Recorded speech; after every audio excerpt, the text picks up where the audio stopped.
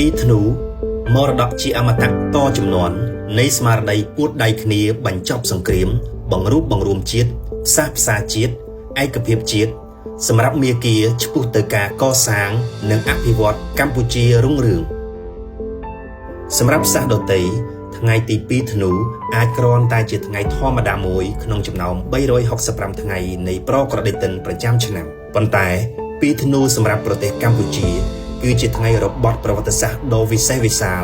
មានតម្លៃឧត្តមឧត្តមមិនអាចកាត់ថ្លៃបានព្រោះជាថ្ងៃឫសគល់ដើម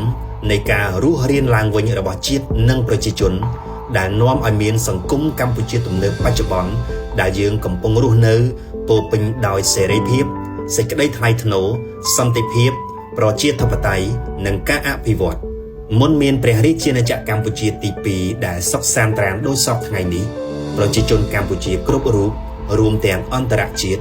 បានឃើញបានដឹងឮនិងទទួលស្គាល់ថាកម្ពុជា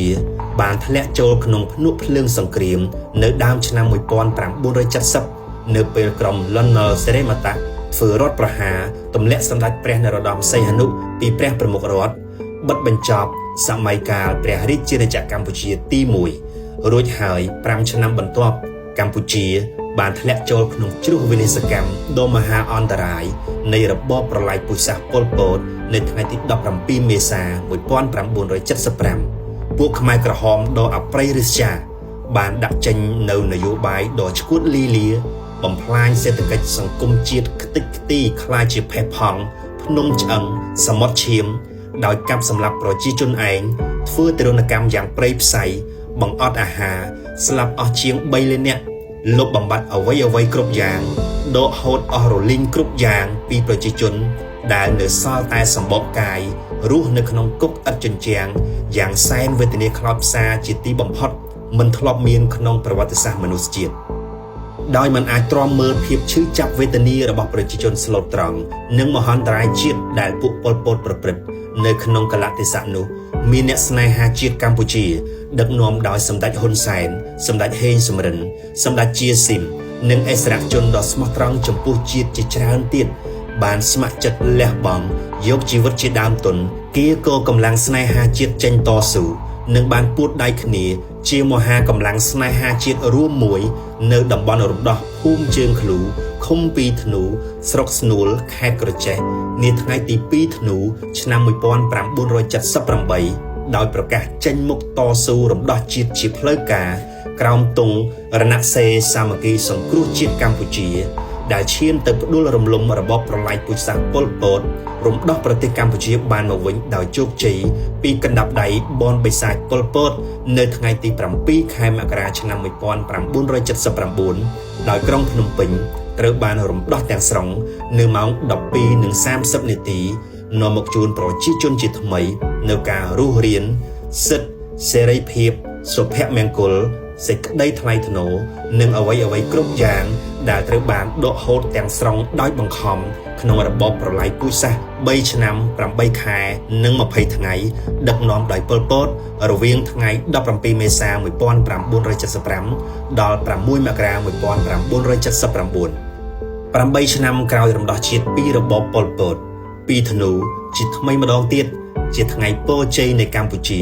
ថ្ងៃបដិសន្ធិនៃដំណើរបង្រួបបង្រួមជាតិនិងស្វែងរកសន្តិភាពសម្រាប់កម្ពុជានៅពេលដែលសម្ដេចតេជោហ៊ុនសែនដែលជារដ្ឋបរោះពោពេញដោយមនសិការស្នេហាជាតិដ៏ជ្រាលជ្រៅឆន្ទៈមោះមុតពិតប្រាកដចង់បិទបញ្ចប់សង្គ្រាមរ៉ាំរ៉ៃក្នុងប្រទេសនិងនាំមកវិញនៅសុខសន្តិភាពបរិបូរណ៍ជូនជាតិនិងប្រជាជនបានជំនះឧបសគ្គនិងរបាំងនានាដើម្បីទៅជួបចរចាលើកដំបូងជាមួយសម្ដេចព្រះនរោត្តមសីហនុនៅហ្វេអង់តាដឺណ័រសាធារណរដ្ឋបារាំងនៅថ្ងៃទី2ធ្នូ1987ដែលហៅថា